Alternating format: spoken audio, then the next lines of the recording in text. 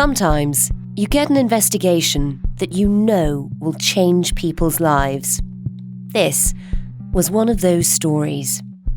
With the cost of living crisis biting and energy bills shooting up, we knew that some of the most vulnerable people in society would struggle to cope. But when the Times went undercover and found that British Gas had been obtaining court warrants to break into customers' homes, people were genuinely shocked. Particularly as gas companies are supposed to protect vulnerable customers. If they're just saying, oh, I'm a single mum and I got 3 kids and that's not vulnerability.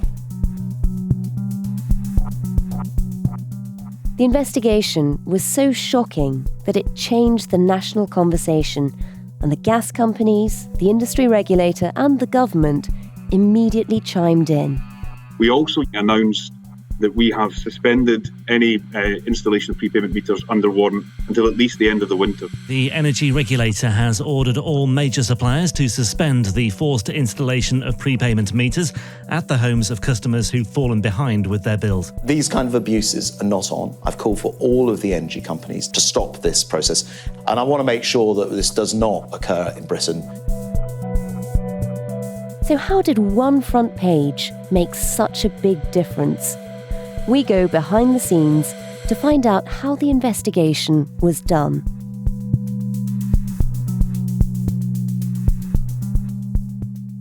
You're listening to Stories of Our Times from The Times and The Sunday Times.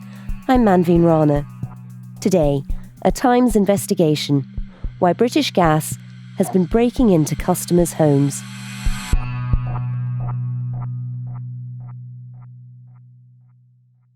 I'm Paul Morgan-Bentley.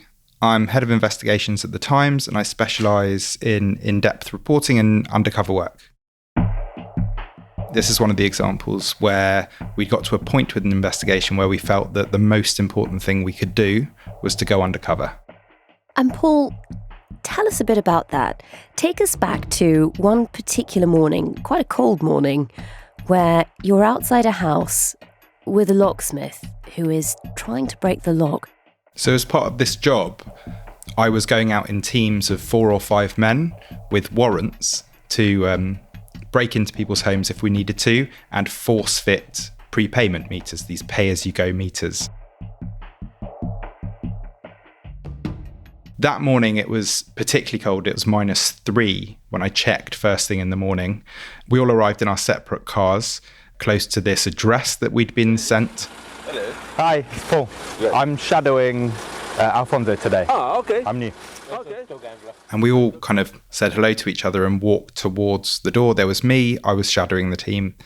There was a guy called Alfonso who was leading the team as the kind of main debt collector. And there was a locksmith, there was a dog handler, because on a previous visit someone had identified there was a dog inside. Oh, and the British Gas engineer, who was actually going to do the technical work of switching them over. Hello, it's British Gas, your gas supplier. One of the first things we did after Alfonso knocked and there was no response was Alfonso went and spoke to a next door neighbour. We were aware that it was probably a single father with 3 children. So we all stood a bit back as Alfonso approached the door, knocked on the door saying, Hello, it's British Gas, your gas supplier. We're here with a court warrant. Can you please open the door? Otherwise there are lots of people open it for you. And then he came back. He talked about how he was so excited. It's the exciting bit. I love this bit. Which bit? This bit. I love this bit. And then the locksmith got to work opening up the door. The dog handler was standing next to the locksmith ready to go in because we weren't sure which dog would be inside. As it turned out, after the locksmith had picked the lock and the dog handler was sent in to make the space secure, it was a puppy. It was a Cocker Spaniel puppy. And that puppy was noosed, taken into another room, and the rest of us went in and got on with our job. And Paul, just taking a step back, I think people hearing this for the first time will think it's highly unusual to be breaking into somebody's home, but especially to be doing it with British Gas.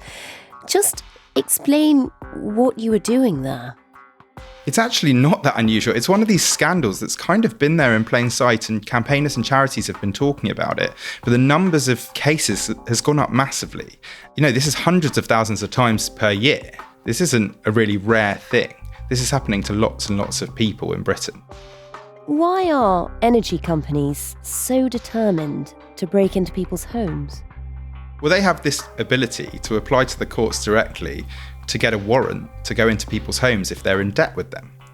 And part of the power is because your heating comes through a meter, and they can switch your meter so it's the type that doesn't just run and then you pay for it, but it becomes pay as you go.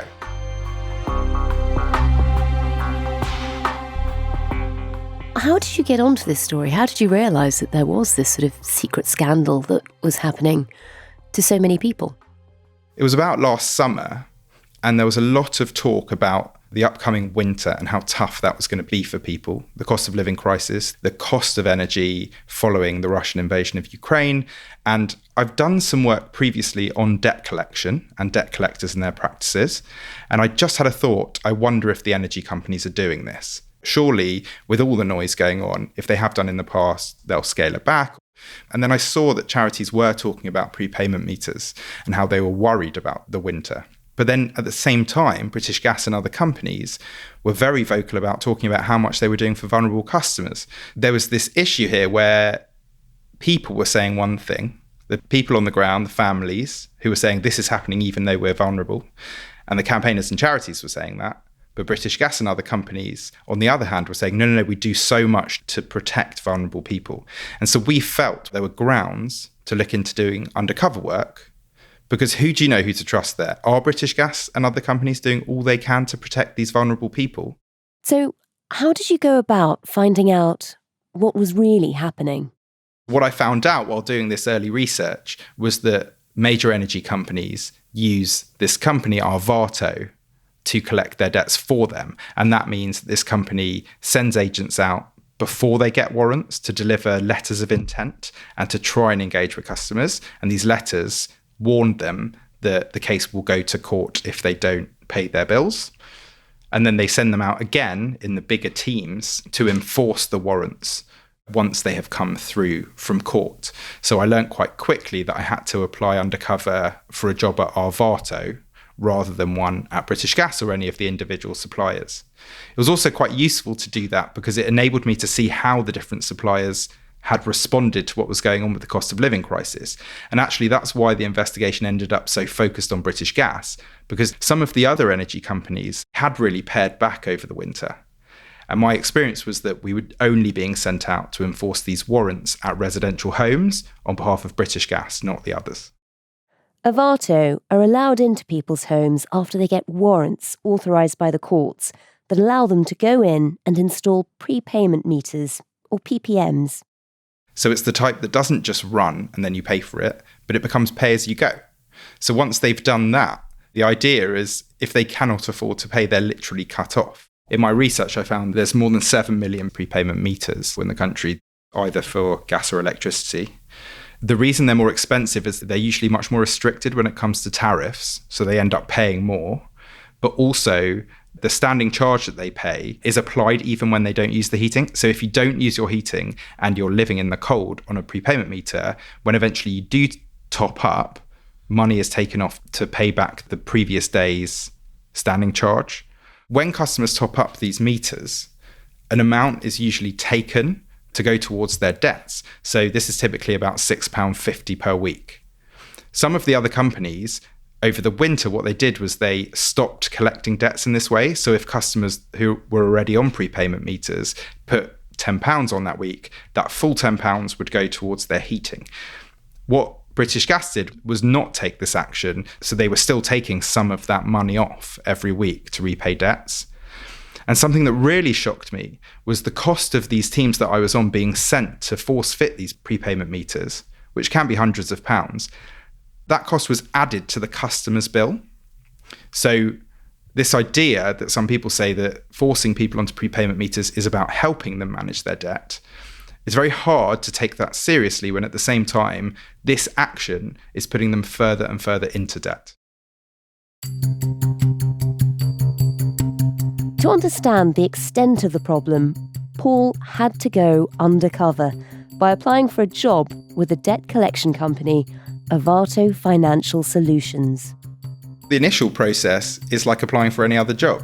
I had an interview in December, and then it took a number of weeks before the identity checks were done and I could start the job. And that was the beginning of January, but then they had some video training. Yeah. So I actually didn't start out on the road until mid-January. And then I was on the road for 2 weeks.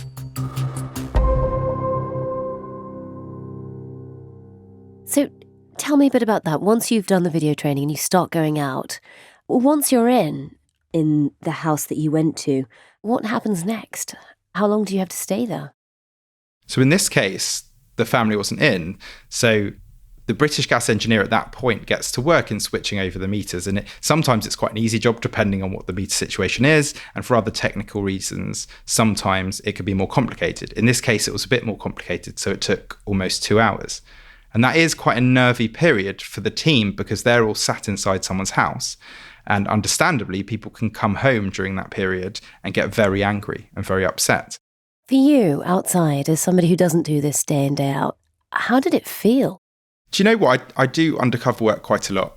And I am used to this stuff. And I'm sure as a journalist, you might be able to understand that sometimes when you're reporting on certain things, you can have a bit of a distance to them because that is your job. You're used to going into extreme environments to report on them.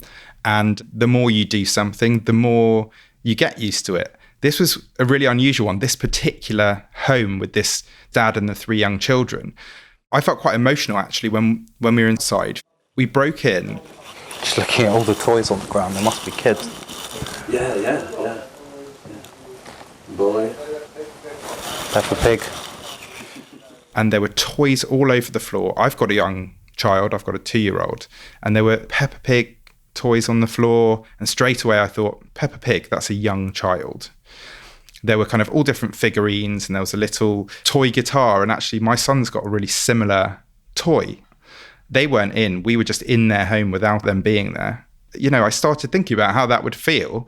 Yeah. We went into the kitchen and there was an inhaler, a vented inhaler for a child. These were clearly the types of very young children who would be massively affected without any heating. There were clothes on the radiators drying, and we were there to switch them over. And when we walked in, they were being dried because the radiators were warm. But after we'd switched them over, I checked again, and it was cold by the time we left. And there were a couple of moments when we were inside that I had to walk out. I did feel genuinely quite upset. One of the things that really got to me was the behaviour of the team during that visit while we were waiting, and how they were just sitting on their sofas, making themselves at home. And Alfonso, the main debt collector, at one point starts picking up the toys and playing with them and joking around, and he's strumming one of the kids' guitars. Guitar. It was all so disrespectful. And then when we left, we all waited outside and the locksmith waited, and then Alfonso eventually appears, and I said, "What have you been doing?" What were you doing? Toilet. Oh, right. I don't know, for me, that was really quite symbolic that these people, that some of them have such a sense of power because of this, that they feel that they can just go in and while they're doing this, use their toilet and play with their toys. You know, it's incredibly disrespectful.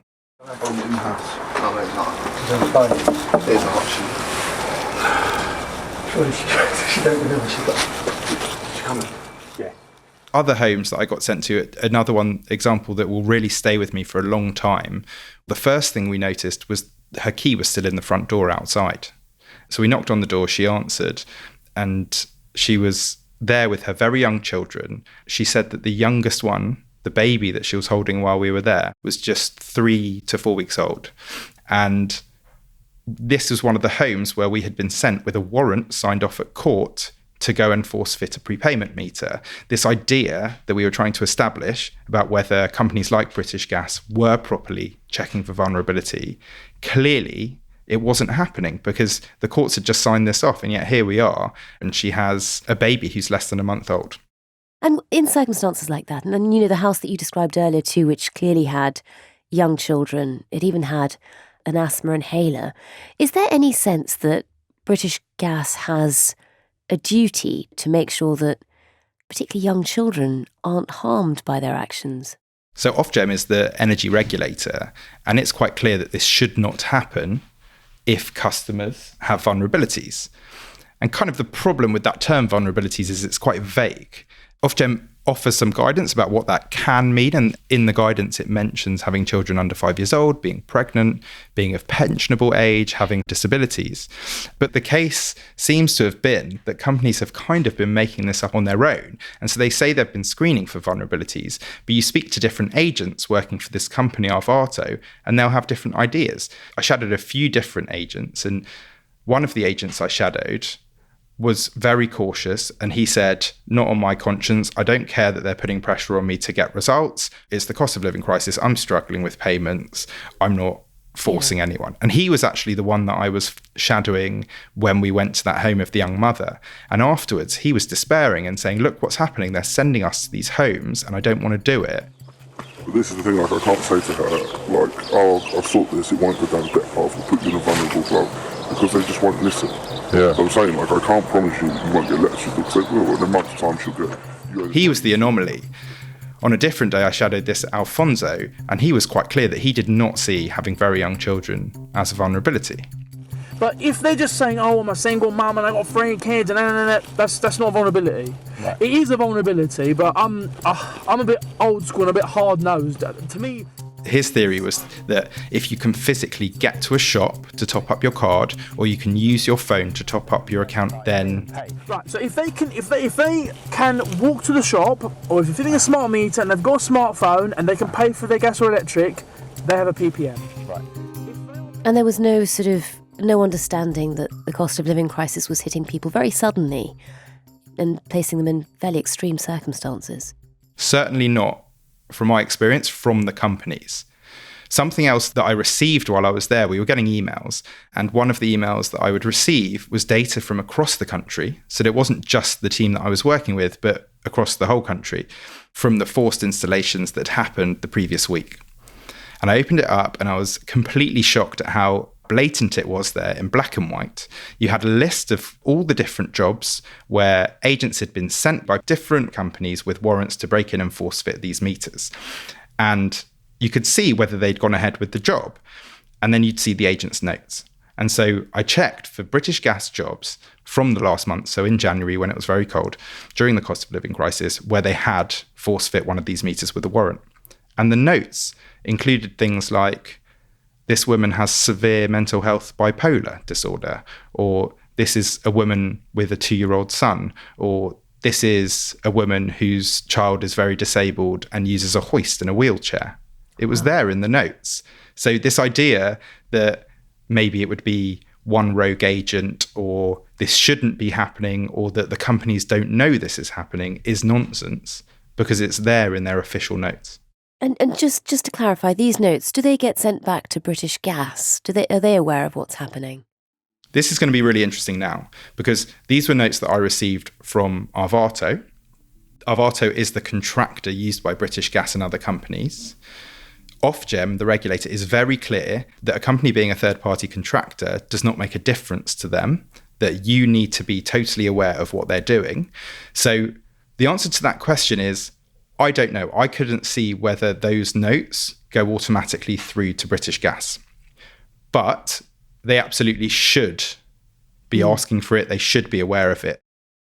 Paul, when you put the story out, just describe for us what happened. You work on these stories and you hope they all get noticed and they have a big impact and they cause change. That's the nature of investigative journalism. And it was quite overwhelming, actually. It was amazing. There was an incredibly quick and very powerful reaction to the story. British Gas summoned for a meeting with the government after reports contractors used by the company have been forcing their way into vulnerable people's homes. The Times leads this morning on its investigation into British Gas. British Gas routinely sent debt collectors to break into customers' homes and force-fit pay-as-you-go meters, a Times investigation can reveal. I think it really is an example of where undercover journalism can have such an impact, because even though campaigners and charities were talking about this issue, and even though some other newspapers were writing about it, actually what forced the companies to change And what forced the government and the regulator to act properly was seeing the undercover footage and seeing definitively this is what's happening on the ground. Before we'd even published, British Gas, or Centrica, the parent company of British Gas, had come back to me and said it was suspending the force fitting of prepayment meters. Previously, when Grant Shapps had asked them to, they'd ignored him. Grant Shapps, as the Business and Energy Secretary back then, had called for gas companies to halt this process in a statement to the House of Commons on January the 17th.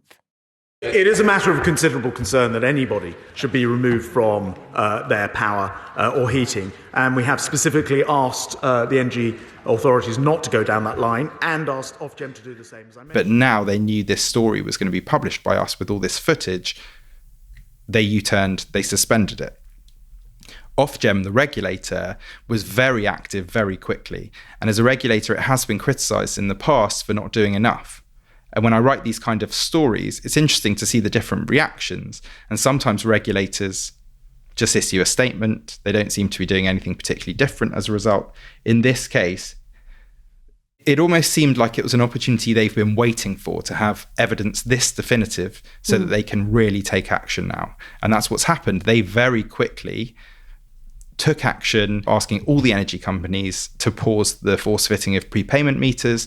And with British Gas, they went even further, issuing a legal order which essentially bans them until they can prove legally that they have all the protections in place that they're supposed to have.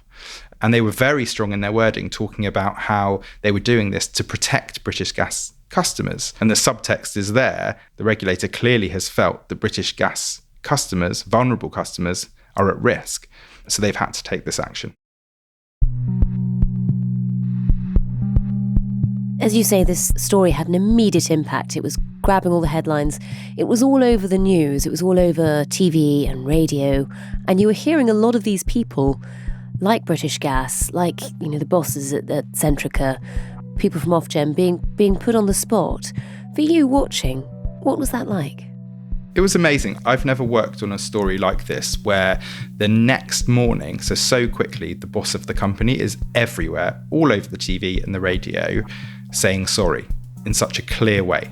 And that's what happened with the CEO of Centrica. There is nothing that I can say that can express the horror I had when I heard this, when I saw this. It's completely unacceptable. But at the same time, I kind of watched him and I watched that reaction and thought, it's good that you're apologising now. It's good you're doing something now.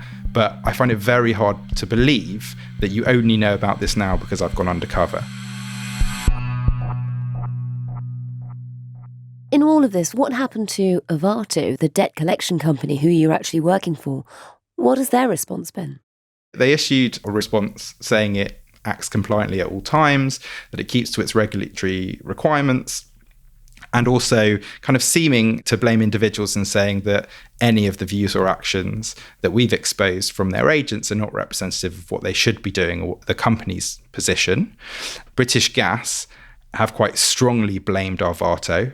The CEO, when he was on the airwaves, was saying, the contractor that we've employed, Avato, has let us down, but I'm accountable for this. And it'll be interesting to see where the blame ends up. But actually, when I was there, to be fair to Avato, they have been sent in greater numbers than ever to do this by British Gas and other companies. We'll see what happens, but I don't think the blame is in one specific area. I think the blame is spread quite widely here. Are there any measures that can be taken against them if they're found to have done wrong? It's a slightly complicated area in that we've spoken to the Financial Conduct Authority, who have said that even though they technically don't kind of legislate in this area, that they are looking carefully at Avato. So we don't have anything concrete, but it looks like the FCA is looking into them.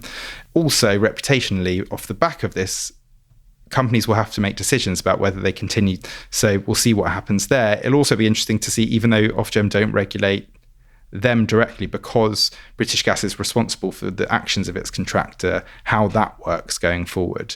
And what about the government response in all of this? Because, as you mentioned, Grant Shapps had tried to do something about it before. Nothing had happened. Now this story comes out. There's a real sense of momentum behind it. How has the government taken it on? It's all been words, and I think that was part of the problem with Grant Shapps' initial action, is that it was kind of presented as a government order to these companies to stop doing this, but actually it was just a letter asking them to do it voluntarily. So lo and behold, I was there and we kept being sent out.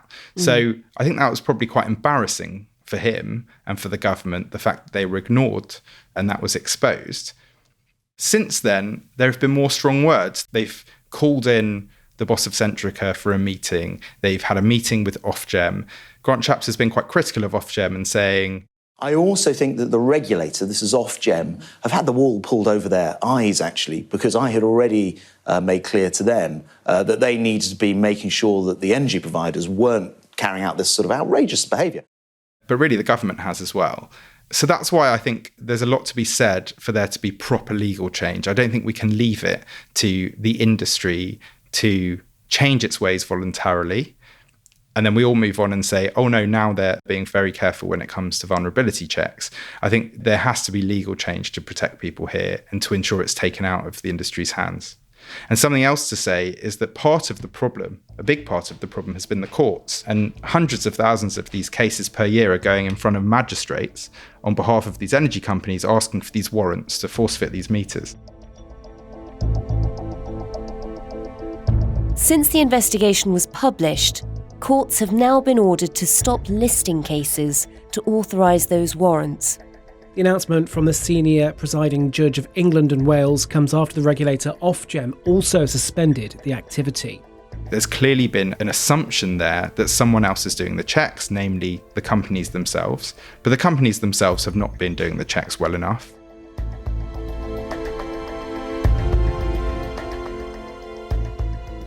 And Paul, it is interesting looking at how little happened when the government tried to intervene. It is one of those moments when you feel like actually investigative journalism really comes into its own, because that's what's made change happen now, rather than a government minister talking about a policy. For you, you very movingly said at the start, who had to stand there in some of these homes looking at the toys around you, having to leave at times because it was quite moving. Looking back on it now, how does it feel having done this investigation? It's very early stages, so the truth is I can't massively reflect yet. I'm sure I will be able to later. I think I still feel nervous about what happens properly now, and that we're not all fobbed off, as can sometimes happen in these situations, that change actually happens. One of the most powerful things, after we went to visit that young mum with the baby who was less than a month old, I went back to her as a reporter before we published. And I wanted to have a conversation with her if she were willing to, and to find out more about her circumstances. And it was heartbreaking speaking to her. And she explained how they had been paying their bills in full. They were with a different provider. That provider went bust and the account was taken over by British Gas. They were paying a bill of just over £50 a month in full, and they were able to afford it. After the bill got taken over by British Gas, their bill has gone up almost 7 times per month.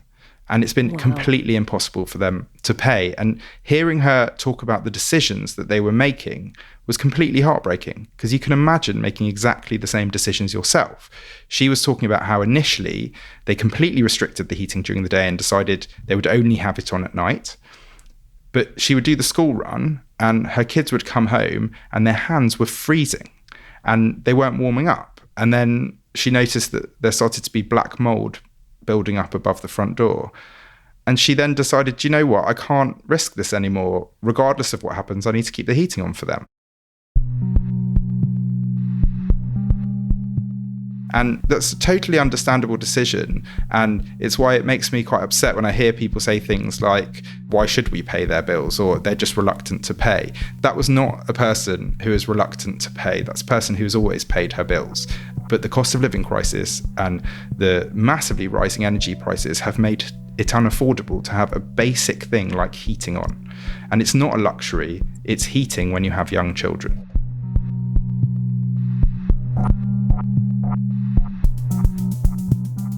You've been listening to Stories of Our Times, a podcast brought to you thanks to the subscribers of The Times and The Sunday Times, with me, Manveen Rana, and my guest, Head of Investigations at The Times, Paul Morgan-Bentley. You can read more about Paul's investigation online at thetimes.co.uk with a subscription. The producer today was Edward Drummond. The executive producer is Kate Ford, and sound design was by David Crackles. Thanks for listening. See you tomorrow.